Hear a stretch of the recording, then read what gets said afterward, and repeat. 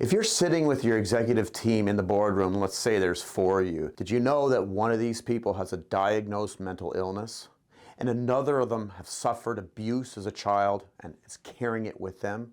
And one of them is feeling the strain of work to the point they're burning out. Mental health is in the workplace. This is not something we've been comfortable talking about, much less making it part of our business strategy. But I'm going to make a compelling case for why it must be.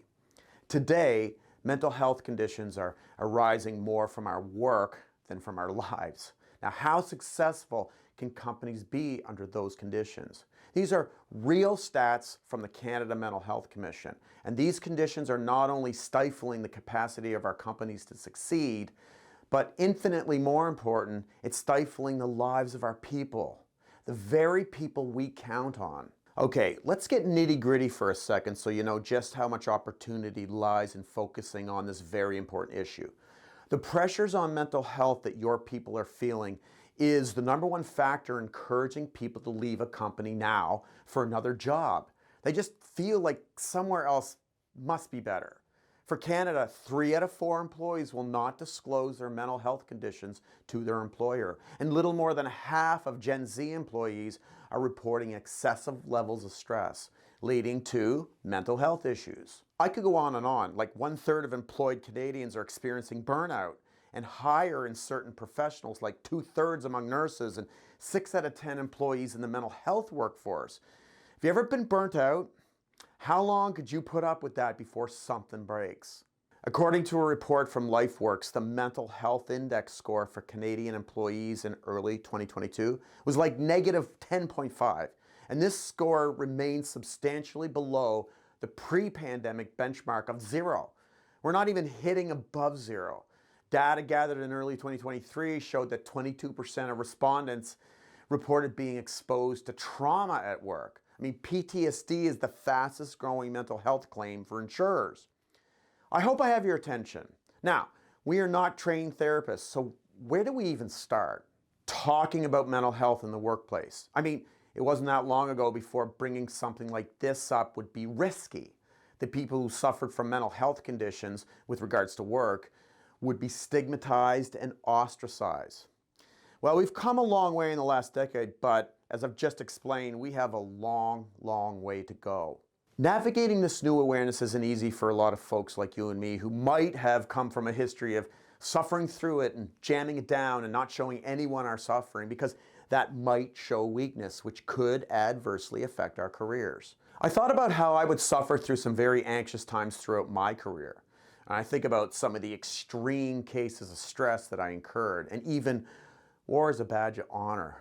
And that was celebrated. I was definitely not at my best during those times, and I wonder how much better off I might have been had the organization been more open and nurturing and supportive towards mental health. An environment that destigmatizes and encourages openness and support. Imagine the lost productivity and value that happens in a work environment that doesn't address it. And don't get me wrong, a workplace isn't just productivity and pumping out widgets and profit. It's a big piece of people's lives. Their social support network, and one of the reasons for getting up every day. But the thing is, people want to bring value. They want to be productive. It's an intrinsic desire. Helping people at their best and addressing any obstacles getting in your people's way is a responsibility of leadership. And you might question that statement, but let me explain my philosophy. Well, first off, people spend approximately half of their waking lives at work. Clearly, they are heavily invested, so just the sheer commitment it takes from people to do this instills some form of reciprocity in my mind, right? But let's be pragmatic. A supportive work environment leads to better health.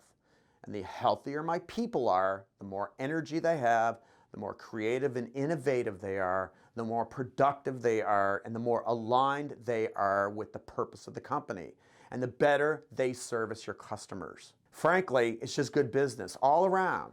And if you care about good business, then mental health in the workplace is your problem and your opportunity. So here's the thing. Do you know, truly know how your workplace measures up? What are the attitudes towards mental health in your organization? I'm not talking about your policies and what you say. I'm asking you, what is? You see the difference? You might be surprised to know that 50% of people believe their colleagues will think less of them if they know about their mental health. And they're right. The stigma around talking about mental health runs around 80%. 8 out of 10 people do not want to talk about it. If people are not talking, how do you know how to help? People will talk or write in the right situations. They want to. That's where Mindset Capital's Work Insight offering can help you uncover the truth about your organization's culture towards mental health. And once we have the insight, we will help you improve the culture.